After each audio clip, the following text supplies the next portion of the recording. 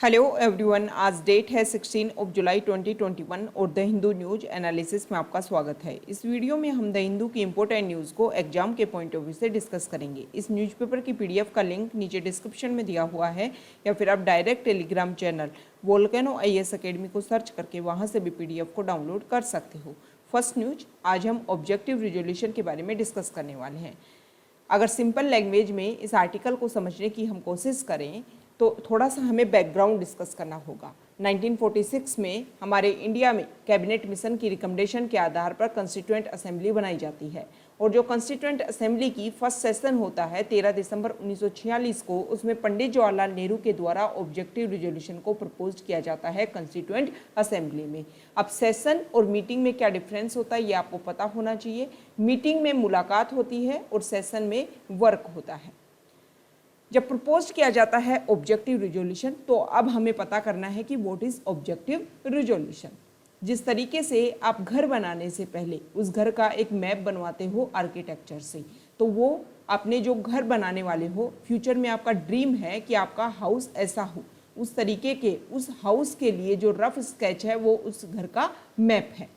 इसी तरीके से हमारे कॉन्स्टिट्यूशन बनाने से पहले जो कॉन्स्टिट्यूशनल मेकर्स थे उनकी भी कुछ एस्पायरेशंस थी और उन्हीं एस्पायरेशंस को एक रफ स्केच में, एक आउटलाइन के रूप में, ऑब्जेक्टिव रिजोल्यूशन के रूप में रखा गया कि हम हमारे कॉन्स्टिट्यूशन को कैसा बनाने वाले हैं। तो यही ऑब्जेक्टिव रिजोल्यूशन है। इसको 22 जनवरी 1947 को सर्वसम्मति से कॉन्स्टिट्यूएंट असेंबली द्वारा पास किया गया और प्रेजेंट टाइम में जो हमारे कॉन्स्टिट्यूशन में प्रीएम्बल है वो ऑब्जेक्टिव रिजोल्यूशन का चेंज्ड फॉर्म ही है। अब कुछ पॉइंट्स डिसाइड किए गए थे, जैसे कि ऑब्जेक्टिव रिजोल्यूशन में कुछ फीचर्स रखे गए थे कि किस तरीके से हम इंडिया का निर्माण करेंगे, हमारा कॉन्स्टिट्यूशन कैसा होगा, हमारा इंडिया कैसा होगा। जैसा कि ऑब्जेक्टिव रिजोल्यूशन में डिसाइड किया गया कि हम इंडिया को इंडिपेंडेंट, डेमोक्रेटिक, सॉवरीन रिपब्लिक ये बनाएंगे। फेडरल फॉर्म ऑफ गवर्नमेंट को हम अपनाएंगे, मतलब 2 लेवल ऑफ गवर्नमेंट, सेंटर और स्टेट के बीच में जो लॉ का डिवीजन ऑफ पावर पाई जाती है वो इम्प्लीमेंट करेंगे। सेंटर के पास खुद की पावर्स होंगी, स्टेट के पास खुद की पावर्स होंगी। इसके अलावा जो हमारी पॉपुलेशन है उसको हम freedom of thought, expression, faith, worship, vocation, association, action ये सारी पावर्स देंगे। माइनॉरिटीज़, बैकवर्ड, ट्राइबल एरियाज़ में जो लोग हैं उनके सेफ गार्ड के लिए भी वर्क किया जाएगा कॉन्स्टिट्यूशन में। और लास्ट में बोला गया कि ना सिर्फ हम मैनकाइंड की वेलफेयर के लिए वर्क करेंगे बल्कि वर्ल्ड पीस के प्रमोशन के लिए भी कंट्रीब्यूट करेगा इंडिया। ये चीज़ें, ये जो लास्ट पॉइंट है वो आपको क्या दिखाता है कि इंडिया ने शुरुआत से ही, जब इंडिया आज़ाद होने वाला था उस समय इंडिया ने स्टार्ट पॉइंट से ही ना सिर्फ अपनी पॉपुलेशन के लिए सोचा बल्कि एज ए ग्लोबल कंट्री सोचते हुए पूरे वर्ल्ड में पीस एस्टेब्लिश करने के लिए सोचा। तो ये सारी जो चीज़ें हैं वो आपको दिखाती हैं कि हमारे कॉन्स्टिट्यूशनल मेकर्स की क्या एस्पायरेशंस थी, वो क्या सोच पाते थे। देखो, जब सोच पाते थे तभी तो आउटलाइन डिसाइड की ना। घर का मैप आप बनवाने गए और आर्किटेक्चर शानदार है, उसके माइंड में बहुत सारे आइडियाज़ हैं, तभी तो मैप शानदार बनेगा। तो सेम इसी तरीके से जो कॉन्स्टिट्यूशन मेकर्स थे उनके आइडिया बहुत शानदार थे, वो इस तरीके का कॉन्स्टिट्यूशन बनाने वाले थे, मतलब ये सारी बातें उनके माइंड में चल रही थी। तो ये बात क्लियर है कि ऑब्जेक्टिव रिजोल्यूशन जो है हमारे कॉन्स्टिट्यूशन मेकर्स की जो भी फिलोसॉफी थी, जो भी उनका माइंड ऑफ स्टेटस था, वो सब कुछ शो करता है। अब हम द हिंदू की जो इम्पोर्टेंट न्यूज़ हैं उनको डिस्कस कर लेते हैं। फर्स्ट न्यूज, सुप्रीम कोर्ट में एक पिटीशन डाली जाती है और उसमें ये बोला जाता है कि सेडिशन जो लॉ, जो एक तरीके से कॉलोनियल टाइम से चलता आ रहा है, उसको ख़त्म करने की आवश्यकता है। इसी को लेकर के जो हमारे CGI हैं, CGI NV रमन्ना, उन्होंने सेंट्रल गवर्नमेंट से ये पूछा है कि हम 75 साल अपने इंडिपेंडेंस के कंप्लीट करने वाले हैं, उस समय तक हम उस लॉ को फॉलो कर रहे हैं जो एज ए कॉलोनियल लॉ है और जिसकी वजह से हमारे बहुत सारे national freedom fighter Mahatma Gandhi, बाल गंगाधर तिलक, उन सबको इस लॉ की वजह से परेशानी को भुगतना पड़ा था। अगर सेडिशन लॉ के बारे में आप थोड़ा सा बैकग्राउंड देखने की कोशिश करो तो 17वीं सेंचुरी में इंग्लैंड ने सबसे पहले सेडिशन लॉ को इनेक्ट किया था, जब वहाँ के लॉ मेकर्स ये बिलीव करते थे कि only good opinions of the government should survive, मतलब कोई भी गवर्नमेंट के खिलाफ बोलेगा उसको ख़त्म करने की आवश्यकता है। सिर्फ ऐसे लोग जो सिर्फ गवर्नमेंट के लिए अच्छी बात बोले उनको जिंदा रहने की आवश्यकता है। इस तरीके से इस आइडिया के साथ में इंग्लैंड ने इसको इंट्रोड्यूस किया था। बाद में ये जो सेडिशन लॉ है उसको इंडिया, क्योंकि इंडिया जो था कॉलोनी था ब्रिटेन का, तो ब्रिटेन के द्वारा इंडिया में भी इसको इंट्रोड्यूस किया गया। इंडियन पीनल कोड 1860, आज भी हम उन्हीं लॉज को, उन्हीं कानूनों को फॉलो करते हैं जो ब्रिटेन के द्वारा इंडिया में लागू किए गए थे। हाँ, जब हमारा कॉन्स्टिट्यूशन बनाया गया था तब आईपीसी को हमने ऐसे के ऐसे अपना लिया था, तो उसी में सेडिशन लॉ है। और सेडिशन लॉ सेक्शन 124A के तहत 1870 में इसको इंट्रोड्यूस किया गया था सर जेम्स स्टीफन के द्वारा। देखो, बहुत सारे सेडिशन ट्रायल चले ड्यूरिंग फ्रीडम मूवमेंट, उसके बारे में हम देख लेते हैं। कुछ ऐसे हमारे जो नेशनल लीडर्स थे उनको भी सेडिशन लॉ के द्वारा फेस करना पड़ा था सेडिशन लॉ को। जैसे कि 1891 में जोगेंद्र चंद्र बोस ऐसा पहला व्यक्ति जिसको सेडिशन लॉ के तहत ट्रायल फेस करना पड़ा था। ये जो जोगेंद्र चंद्र बोस थे वो एक न्यूज़पेपर था बंगोवासी, उसके एडिटर थे और उसमें इन्होंने एक बिल को क्रिटिसाइज कर दिया गया था, तो उसी के आधार पर इनके ऊपर सेडिशन लॉ के तहत ट्रायल किया गया था। और भी बहुत ज़्यादा अगर वेल नोन केसेज की आप बात करो तो बाल गंगाधर तिलक के खिलाफ पे सेडिशन ट्रायल चला था। महात्मा गांधी के खिलाफ 1922 में सेडिशन ट्रायल चला था। महात्मा गांधी जी के ऊपर जो चार्ज लगाया गया था उसके साथ में शंकर लाल बैंकर के ऊपर भी लगाया गया था, क्योंकि यंग इंडिया में जो आर्टिकल्स हैं वो पब्लिश हो गए थे और वो महात्मा गांधी ने वो आर्टिकल्स लिखे थे और गवर्नमेंट को एक तरीके से क्रिटिसाइज करने की बात की गई थी। तो सीधी सी बात हमारे क्या समझ में आया कि गवर्नमेंट को अगर आप क्रिटिसाइज करोगे, सेडिशन लॉ में यही तो बोला जाता है कि कोई भी पर्सन अगर अपने वर्ड्स के द्वारा, वर्ड्स चाहे वो बोले चाहे लिखे या फिर अपने साइंस मतलब अपने हाव भाव के द्वारा या फिर अपनी विजिबल रिप्रेजेंटेशन के द्वारा या और भी किसी तरीके से अगर गवर्नमेंट को कंटेप्ट करने की कोशिश करता है, गवर्नमेंट जो भी वर्क कर रही है उसमें अपना डिसअफेक्शन दिखाने की कोशिश करता है, तो उसके खिलाफ वर्क किया जाएगा। देखो, सेडिशन जो लॉ है वो एक तरीके से जो हमारी फ्रीडम है उसको छीनने का काम करता है, लेकिन इसके पक्ष में ये भी बात बोली जाती है कि बहुत सारे लोगों में कुछ ऐसी भावनाएं आ सकती है जिससे हमारे इंडिया की सॉवरेनिटी इंटीग्रिटी को परेशानी हो सकती है, तो उनके ऊपर रोक लगाने के लिए भी सेडिशन लॉ ठीक है। ये भी बोला जाता है कि जिस कंट्री ने, ब्रिटेन ने सेडिशन लॉ को इंट्रोड्यूस किया था, उन्होंने खुद ने इसको यूज करना बंद कर दिया है, तो इंडिया को भी इसको अबोलिश कर देना चाहिए। नेक्स्ट न्यूज एनएचआरसी को लेकर के है। एनएचआरसी को जिम्मा दिया गया था कि आप बंगाल में जो भी दंगे हुए उनकी जांच करो, ठीक है। NHRC panel seek CBI probe into Bengal riots. NHRC ने बोल दिया है कि वहाँ पर बहुत सारे केसेज हुए, मर्डर, रेप, मोलेस्टेशन, इन सब की उन्होंने रिपोर्ट तैयार की है और सीबीआई को ट्रांसफ़र कर दिया है कि ये जो भी हीनियस क्राइम्स हुए हैं उनकी आपको जांच करनी चाहिए। एनएचआरसी के बारे में बेसिक फैक्ट्स हम डिस्कस करेंगे और सीबीआई के बारे में जो बेसिक फैक्ट्स है वो आपको पता होना चाहिए। तो नीचे कमेंट बॉक्स में आप चाहो तो बता सकते हो कि सीबीआई बॉडी कैसी है, किस तरीके से इसको बनाया गया, कौन इसका हेड होता है, हेड को कौन अपॉइंट करता है।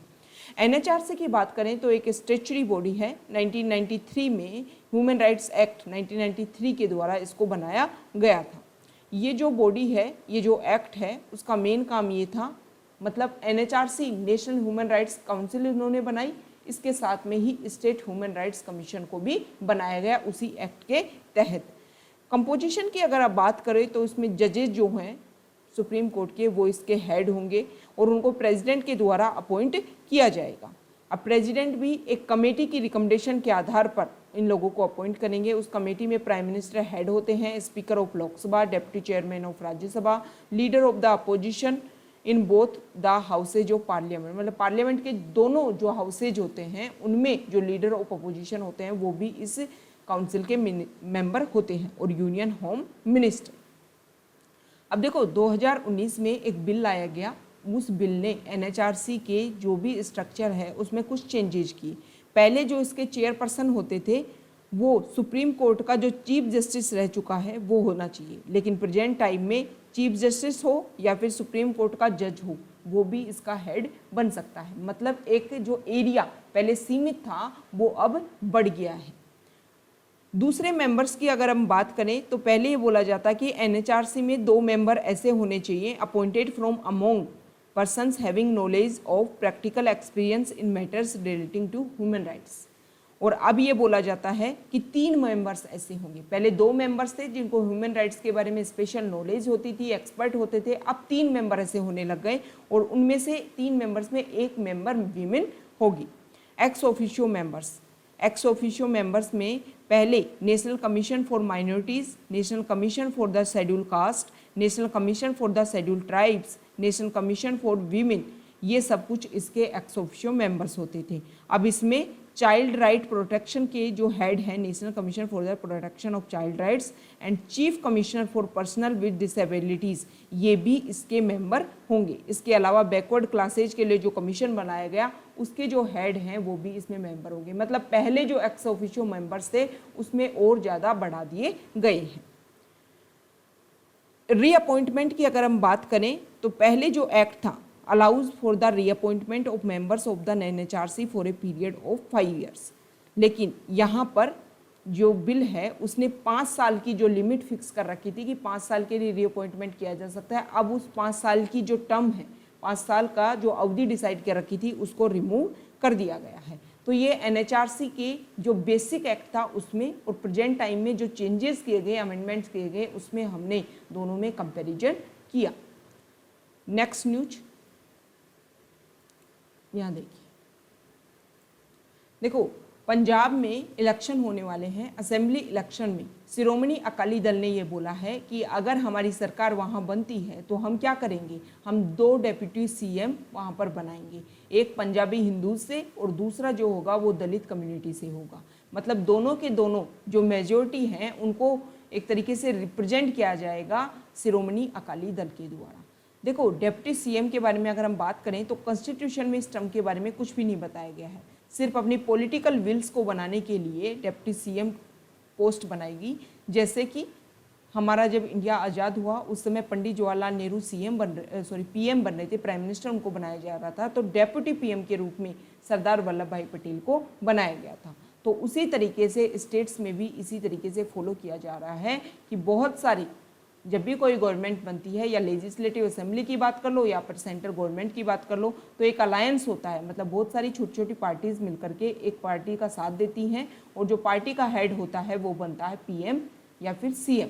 और फिर बहुत सारी जो अदर रीजनल पार्टीज होती हैं उनके एस्पायरेशंस को कंप्लीट करने के लिए बहुत सारी पोस्ट क्रिएट की जाती हैं। उन्हीं में से आप एक डेप्यूटी सीएम की पोस्ट को भी मान सकते हो कि अपने अलायंस को बेहतरीन तरीके से वर्क करने के लिए ये पोस्ट क्रिएट की गई है। नेक्स्ट न्यूज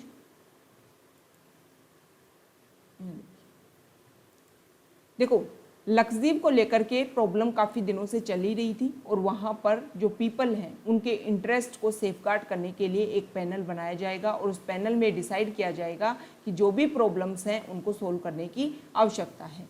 ठीक है, जो वहाँ के जो पीपल हैं वो undemocratic unconstitutional measures being forced on them by the Lakshadweep administration. वहाँ पर ये बोला जा रहा है कि जो भी वहाँ पर हेड बनाए गए लक्षद्वीप के जो एडमिनिस्ट्रेटिव हेड बनाए गए वो गवर्नमेंट ने वहाँ के पीपल से बिना सजेस्ट किए उनको हेड बना दिया गया। और जो हेड बना करके जो रूल्स निकाले गए, रूल्स निकालने के आधार पर ये बोला जा रहा है कि वहाँ के जो भी सेफगार्ड्स होने चाहिए लोगों के इंटरेस्ट को सेव करने के लिए उन सबको वायलेट करने की कोशिश की जा रही है। मतलब वहाँ का जो कल्चर एंड ट्रेडिशन है उसको फॉलो नहीं किया जा रहा, अपने अकॉर्डिंग वहाँ पर कुछ रूल्स एंड रेगुलेशंस बनाए जा रहे हैं।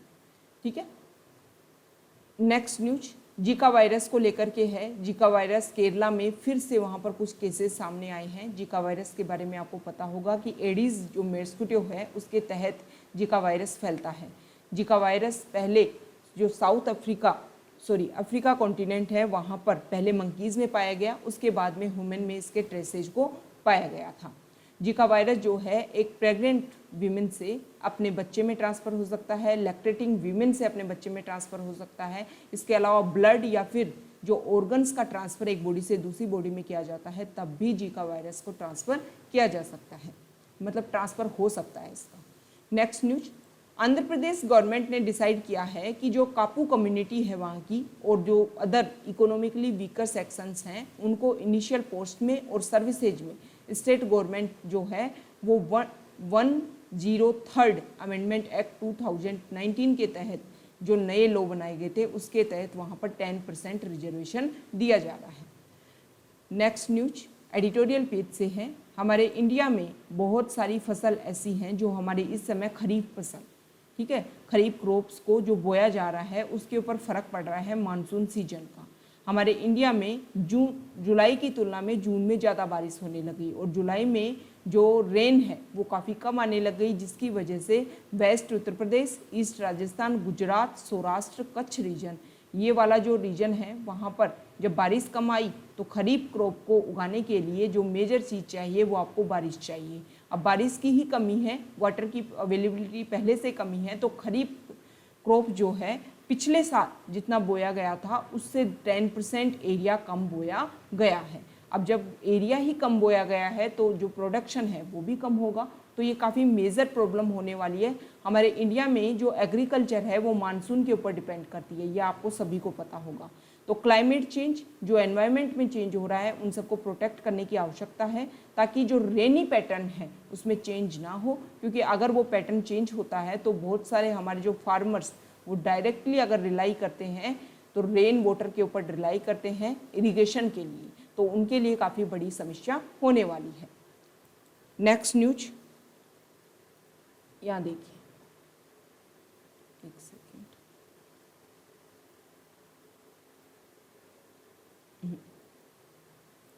हमारी जो एविएशन मिनिस्ट्री है उसने भारत में जो ड्रोन का इस्तेमाल अगर कोई करना चाहता है, यूज़ करना चाहता है, उसके लिए कुछ रूल्स बनाए हैं और इन रूल्स को 5 अगस्त तक पब्लिक कंसल्टेशन के लिए रखा गया है। मतलब पब्लिक जो है इसके लिए अपने अपने जो सजेशंस दे सकती है। तो गवर्नमेंट ने ड्राफ्ट जारी कर दिया है, ड्राफ्ट ड्रोन रूल्स 2021। इसमें इन रूल्स में बहुत सारी चीज़ें डिसाइड की गई हैं कि ग्रीन जोन में 400 फुट तक और एयरपोर्ट अगर है तो उसके आसपास वाले एरिया में 8 से 12 किलोमीटर के बीच में 200 फुट तक उड़ान अगर ड्रोन लेता है, 200 फुट तक अगर ड्रोन उड़ान लेता है तो उसके लिए किसी भी आवश्यकता की ज़रूरत नहीं होगी। सिविल एविएशन मिनिस्ट्री ने ये बोला है कि भारत में ड्रोन का जो इस्तेमाल है उसको बहुत ही इजीली हो, इसी के लिए ये ड्रोन्स रूल्स 2021 बनाए गए हैं। इससे पहले हमारे इंडिया में जो यूएसए नियम 2021 है उसमें ये बोला जाता था कि जब भी आपको ड्रोन को यूज़ करना है उसके लिए 25 ऐसे फॉर्म्स थे जिनके ऊपर साइन करना होता था, तो उनको घटा करके अब 6 कर दिया गया है। मतलब आपको बहुत ही ईजीली ड्रोन का यूज़ करने के लिए क्या मिल जाएगी, एक तरीके से उनकी मतलब गवर्नमेंट की तरफ से जो भी छूट होती है वो आपको ईजीली मिल जाएगी। ठीक है, इसके अलावा ये जो नए रूल्स हैं इसमें ये भी बोला गया है कि भारत में अगर फॉरेन रजिस्टर्ड ओनरशिप वाली कुछ कंपनी है और वो ड्रोन को यूज़ करना चाहती हैं तो उनके ऊपर कोई भी रिस्ट्रिक्शंस नहीं लगाए जाएंगे। तो ये ड्रोन्स रूल्स जारी किए गए हैं। अब इनके ऊपर क्या क्या सजेशंस आते हैं और जो फाइनल लॉ बन करके आएगा वो हमारे लिए इम्पोर्टेंट हो जाएगा। व्हाट्सएप ने अपनी पहली मंथली ट्रांसपेरेंसी रिपोर्ट जारी की है IT रूल्स के तहत। उसमें उन्होंने ये बोला कि 15 मई से 15 जून के बीच में हमने हमारे प्लेटफॉर्म के ऊपर बहुत सारे ऐसे इंडियन अकाउंट्स जिनमें हार्मफुल बिहेवियर किया जा रहा था, स्पैम, उनको प्रिवेंट करने के लिए 2 मिलियन इंडियन अकाउंट्स को व्हाट्सएप ने बैन कर दिया। बहुत सारी प्रॉब्लम्स थी। अब क्या प्रॉब्लम्स थी इन अकाउंट्स को लेकर के? इन अकाउंट्स में बहुत सारे हार्मफुल और अनवांटेड मैसेजेज बहुत ही ज़्यादा संख्या में भेजे जा रहे थे। मतलब फॉरवर्डेड जो हैं वो बहुत ज़्यादा हो रहे थे। नॉर्मल रेट जो होती है मैसेजेज की उससे बहुत ही ज़्यादा हाई रेट पे ये सब कुछ भेजा जा रहा था। ओके, नेक्स्ट न्यूज, एक सेकेंड, देखो आसाम में एक नया डिपार्टमेंट बनाया गया है, आपको भी पता होगा। और उस डिपार्टमेंट में ये डिसाइड किया गया था कि वहाँ का जो भी कल्चर है, जो भी ट्रेडिशन है, उसको प्रिजर्व करने की आवश्यकता है, क्योंकि वहाँ पर बहुत सारी ऐसी ट्राइबल कम्युनिटीज़ हैं जिनके ट्रेडिशन पर वर्क करने की आवश्यकता है। अगर उनको प्रिजर्व प्रोटेक्ट नहीं किया गया तो वो समय के साथ में ख़त्म हो जाएंगी। तो वहाँ के जो CM हैं, 0 hour notice in the state assembly regarding the creation of the department, CM said time, modernity and global religious communities had taken a toll on tribal cultures, practices, languages, livelihoods and faith in Assam. तो 0 our जो है वो हमारे लिए important हो जाता है। वहाँ के सीएम ने 0 आवर में इसका आंसर दिया। देखो 0 आवर अगर हम बात करें तो ये इंडियन पार्लियामेंट्री इनोवेशन है। इसके बारे में पार्लियामेंट्री रूल्स बुक्स में कुछ भी नहीं लिखाया गया है। इसमें जो एमपी हैं वो बिना किसी प्रायर नोटिस के, मतलब पहले कोई नोटिस देने की आवश्यकता नहीं है, आप डायरेक्ट क्वेश्चंस उठा सकते हो। क्वेश्चन आवर होता है, क्वेश्चन आवर के बाद का जस्ट टाइम जो होता है और एजेंडा जिसके ऊपर मेन, मतलब पूरे दिन का जो एजेंडा होता है जिसके ऊपर वर्क किया जाता है, तो क्वेश्चन आवर और एजेंडा के बीच में जो टाइम गैप होता है उसमें 0 आवर होता है। नेक्स्ट न्यूज, हमारे external affairs minister mister Jaishankar वो यहाँ देखिए अफगानिस्तान के जो हेड हैं, अफगानिस्तान के प्रेसिडेंट अशरफ गनी, उनसे मुलाकात की। इसके अलावा यूएस के यहाँ पर जो भी सिक्योरिटी मैनेज करने वाले हैं अफगानिस्तान में, deputy national security adviser, special envoy as well as other foreign minister, इन सब से हमारे एक्सटर्नल अफेयर्स मिनिस्टर ने बात की। और बात करने का मेन रीज़न आपको भी पता है कि अफगानिस्तान में स्टेबिलिटी और पीस को अवेल करना। जैसे यूएस की सेना यहाँ जा रही है, तालिबान कोशिश कर रहा है कि यहाँ पर अफगानिस्तान का ज़्यादातर जो एरिया है वो अपने अंडर कर सके। इसी कोशिश में अब तालिबान के द्वारा ये स्टेटमेंट भी आया कि 85% of Afghanistan area is under Taliban, लेकिन ऐसा नहीं है। कुछ एरिया पर उन्होंने एक्सटेंशन किया है, लेकिन 85% जो एरिया है उसको कवर नहीं कर पाया है अभी तालिबान, तो उसको कर्व करने की आवश्यकता है। नेक्स्ट न्यूज, यहाँ देखिए गीरा साराभाई जो नेशनल इंस्टीट्यूट ऑफ डिजाइन की को फाउंडर हैं अहमदाबाद में, उनकी डेथ हो गई। और इन्होंने डिजाइन एजुकेशन में, इंडिया में अगर डिजाइन एजुकेशन की पायोनियर की बात कही जाए तो इनका मतलब प्रथम रो में, फर्स्ट रो में इनका नाम आता है। इसके अलावा आर्किटेक्चर और आर्ट के एरिया में बहुत सारे इंस्टीट्यूशन को एस्टेब्लिश करने में भी उन्होंने अपना क्रूशियल रोल प्ले किया था। अपने भाई गौतम साराभाई के साथ में मिल करके इन्होंने एक एकेडमिक करिकुलम बनाया था NID के लिए, national institute of design in Ahmedabad के लिए। और ये जो करिकुलम बनाया गया वो हमारी कंट्री में जो डिज़ाइन एजुकेशन है उसके लिए फाउंडेशन रखी गई थी। जो गीरा और गौतम है उन्होंने एक कैलिको म्यूजियम भी इस्टेब्लिश किया गया था, India's most famous private museums. ये जो कैलिको म्यूजियम था, calico was one of the textile mills run by their father Ambalal Sarabhai along with A range of other businesses इन गुजरात। ये जो म्यूजियम है वो was inspired by doctor Anand Kumara Swami who had suggested to Gautam to set up a textile museum since Ahmedabad was known as the Manchester of the East. It was set up in 1949 and Pandit Jawaharlal Nehru inaugurated it. तो देखो designing में इनका काफ़ी नाम था, उनकी death हो चुकी है। नेक्स्ट न्यूज, यहाँ देखिए, देखो सुप्रीम कोर्ट ने सिटीजन लॉ के लिए जिस तरीके से अपना मैसेज दिया है गवर्नमेंट को, वो काफ़ी स्ट्रॉन्ग मैसेज है। ये जो चीज़ें हैं वो जुडिशियल एक्टिविज्म को शो करती हैं कि किसी भी पॉइंट्स को लेकर के जब आपको ये लगे कि सुप्रीम कोर्ट जो जुडिशरी है वो गवर्नमेंट से क्वेश्चंस करती है, तो इस तरीके से क्या होता है, जो कॉन्स्टिट्यूशनलिज्म है वो डाइल्यूट नहीं हो पाता। मतलब गवर्नमेंट के जो लिए जो लाइन्स डिसाइड की गई हैं उन लाइन को अगर गवर्नमेंट क्रॉस करने की कोशिश करे तो सुप्रीम कोर्ट अगर जुडिशरी अपना एक्टिविज्म वाला रोल प्ले करे तो काफ़ी अच्छा मैसेज जाता है।